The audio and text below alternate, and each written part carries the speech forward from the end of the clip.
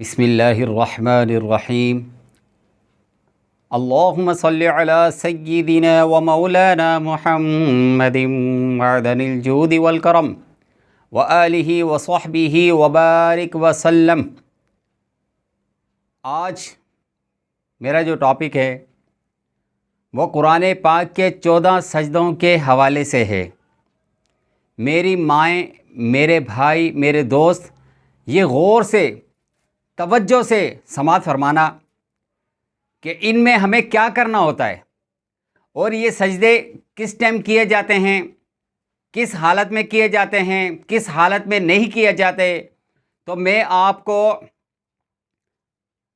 مختصر ٹائم میں تھوڑے تھوڑے حوالے سے آپ کو بتاؤں گا کہ مستحب طریقہ کیا ہے، واجبات کیا ہیں، مکروہات کیا ہیں۔ تو آپ یہ غور سے سنیے گا کہ سب سے پہلے تو ہمیں باوضو ہونا چاہیے۔ سجدہ کرنے کی حالت میں کئی لوگ کہہ دیتے ہیں کہ سجدہ جیسے مرضی کر لیں۔ میرے بھائی، بات یہ ہے کہ جب آپ پلیت ہوں، ناپاک ہوں، تو کیا آپ کا دل مسجد میں جانے کے لیے کرے گا؟ سوال ہی پیدا نہیں ہے۔ آپ کو کوئی کہے گا بھی نہ کہ آئیں مسجد چلیں تو آپ منع کر دیں گے، یار میں ناپاک ہوں لہٰذا میں نہیں جا سکتا۔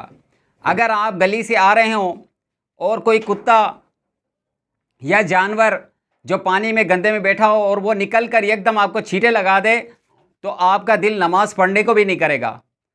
آپ کا دل کرے گا کہ میں نہا لوں، غسل کر لوں، کپڑے چینج کروں، پھر کوئی قرآن پاک پڑھوں یا نماز پڑھوں۔ تو میرے بھائی، سب سے پہلی چیز ہوتی ہے وضو۔ اگر ہم نے وضو ہی نہیں کیا اور ہم قرآن کا سجدہ کرتے ہیں تو یہ صحیح نہیں ہے اور یہ عمل اچھا نہیں ہے، کیونکہ ہم کس کو سجدہ کر رہے ہیں؟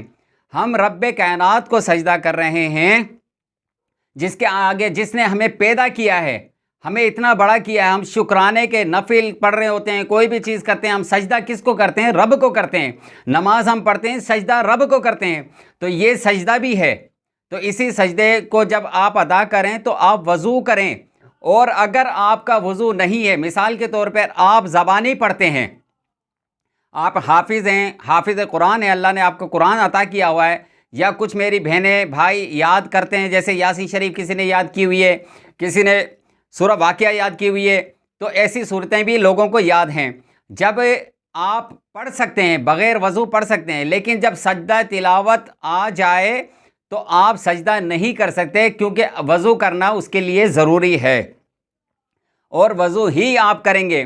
پھر دوسرے نمبر پر کہ تلاوت کرتے وقت آیت آ جاتی ہے تو ہمارے کئی بھائی، ہمارے دوست ہیں جو آیت کو چھوڑ دیتے ہیں۔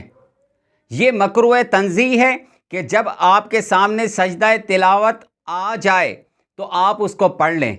جب پڑھیں گے تو آپ اس پر سجدہ کریں۔ اگر آپ کا وضو نہیں ہے اور آپ زبانی پڑھ رہے ہیں تو آپ بعد میں کر لیں، کوئی حرج نہیں ہے۔ لیکن اگر آپ کا وضو ہے اور آپ پڑھ رہے ہیں تو آپ کو چاہیے کہ اسی وقت سجدہ ادا کر دیں، کیونکہ دیکھیں ہمارا ذہن اتنا نہیں ہوتا کہ ہمیں کوئی چیز یاد رہے۔ اب ہم یہ خیال کر لیں کہ یار تھوڑی دیر میں کر لیں گے یا کل کر لیں گے، ابھی نہیں ہے، پھر وہ یاد نہیں رہتا وہ سجدہ۔ یہ واجب ہے، یہ واجبات جو ہیں یہ ہمیں ادا کرنے ہیں، لیکن ہم ادا نہیں کر پاتے تو یہ گناہ ہمارے سر پر آ جاتا ہے۔ اور تیسری بات کہ ہمیں کس وقت کے اندر سجدہ نہیں کرنا۔ کئی ہمارے دوست پوچھتے ہیں کہ یار ہم صبح فجر کی نماز کے بعد قرآن پاک پڑھ رہے تھے تو وہ سجدہ تلاوت آ گئی، اب ہم اس میں سجدہ تلاوت کریں نہیں کریں، کیسے کریں؟ تو کئی لوگ بولتے ہیں کہ نماز کے بعد طلوع آفتاب میں آپ نے سجدہ نہیں کرنا۔ تو بھائی طلوع آفتاب سے لے کر بلند آفتاب تک آپ سجدہ نہیں کریں گے۔ اور دوسرا، اذان مغرب سے پہلے جو غروب آفتاب کا ٹائم ہوتا ہے آپ اس میں سجدہ نہیں کریں گے۔ اور دوسری بات، اگر آپ عصر کی نماز کے بعد، یہ بھی بھائی پوچھتے ہیں کہ عصر کی نماز کے بعد کر لیں، تو یہ سجدہ تلاوت کر سکتے ہیں، لیکن غروب آفتاب سے پہلے بعد میں نہیں ہے کہ غروب آفتاب ہو رہا ہے اور آپ سجدہ کرنے کے لیے لے گئے، ایسا نہیں ہے۔ تو آپ نے وہ خیال ضرور رکھنا ہے کہ اس میں عصر کی نماز کے بعد آپ پڑھ رہے ہیں قرآن پاک اور سجدہ تلاوت پڑھی تو آپ سجدہ کر لیں، لیکن نوافل وغیرہ جو ہیں ان کے سجدے آپ نہیں کر سکتے۔ یہ تو تھی تیسری بات. اب ہے ہماری چوتھی بات کہ آپ نے نماز کی حالت میں سجدہ واجب ہو جاتا ہے.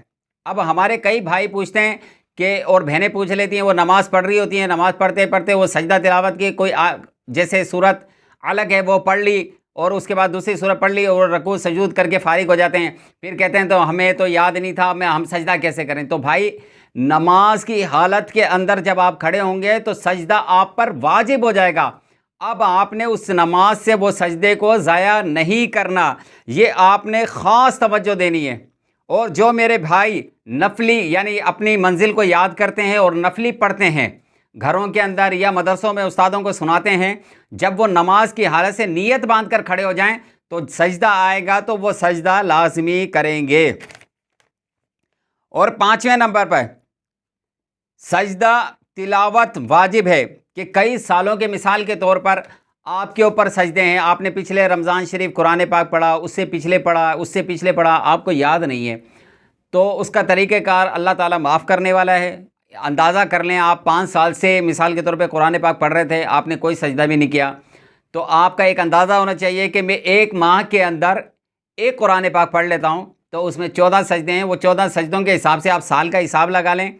پھر اس کا آسان طریقہ یہ ہے کہ جب بھی آپ نماز پڑھنے جائیں، فجر کی پڑھیں، ظہر کی پڑھیں، اس نماز کے بعد آپ نیت کر کے سجدوں کی ان سجدوں کو ادا کر لیں اور یاد کر لیں کہ میں نے صبح میں 10 سجدے فجر کی نماز میں ادا کر دیے تھے، ظہر کی نماز میں، عصر کی نماز میں، مغرب کی نماز، یعنی ہم نے 50 سجدوں کو ادا کر دیا. وہ آپ حساب لگا کر اس میں سے مائنس کرتے جائیں تو آپ کو پتہ چل جائے گا. اب مستحب طریقہ، چھٹا طریقہ یہ تھا کہ مستحب جب آپ تلاوت ختم کر لیں تو آپ فوراً اٹھ کر کھڑے ہو جائیں اور اللہ اکبر کہتے ہوئے سجدے میں چلے جائیں. آپ تلاوت قرآن پاک پڑھ رہے ہیں، مستحب یہ ہے کہ آپ اس ٹائم ہی اس کو بند کر دیں اور آپ کھڑے ہو جائیں اور اللہ اکبر کہتے ہوئے سجدے میں چلے جائیں اور سجدے سے اٹھ کر واپس کھڑے ہو جائیں، پھر آپ اپنی تلاوت کو پھر شروع کر دیں. اور غیر مستحب یہ ہے کہ آپ جہاں بیٹھے ہیں آپ اس حالت میں بھی سجدہ کر سکتے ہیں، لیکن اس کا ثواب آپ کو کم ملے گا. تو میرے بھائیو توجہ آپ کو یہ چاہیے کہ آپ نے وہ وقت ضائع نہیں کرنا جب آپ کو اللہ پاک نے یہ توفیق دے دی ہے کہ آپ اس کو فٹافٹ ادا کر دیں. اب یہ ہے کہ مسلک حنفیہ میں 14 سجدے ہیں جو نبی کریم صلی اللہ تعالی علیہ وسلم سے ثابت ہیں.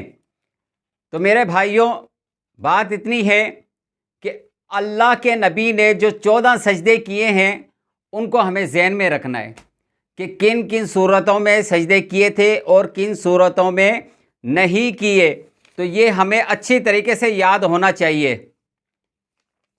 اور دوسری بات یہ ہے کہ جب آپ آیت پڑھ رہے ہوں، اگر آپ کے کان نے سنا ہے اور اگر کوئی آپ کے قریب بیٹھا ہے یا کوئی گزر رہا ہے اس نے بھی وہ آیت سنی ہے تو اس پر بھی سجدہ واجب ہو جائے گا. اور دوسری بات یہ ہے کہ اگر اس کو نہیں پتہ، آپ کو پتہ ہے کہ آپ نے پڑھی ہے آیت، لیکن ان کو بتا دیں کہ یہ سجدہ تلاوت تھی، آپ نے سن لی ہے، لہٰذا آپ بھی سجدہ کریں گے، آپ پر بھی واجب ہو گیا. اگر ہاں زبان آپ کی بند ہے اور آپ نے دل ہی دل میں سجدہ تلاوت کو پڑھا تو پھر آپ پر سجدہ واجب نہیں ہوگا، آپ سجدہ ادا نہیں کر سکتے. اللہ تعالیٰ کی بارگاہ میں دعا ہے جو میں نے آپ کو بتایا آپ نے سنا، اس پر عمل کرنے کی توفیق عطا فرمائے.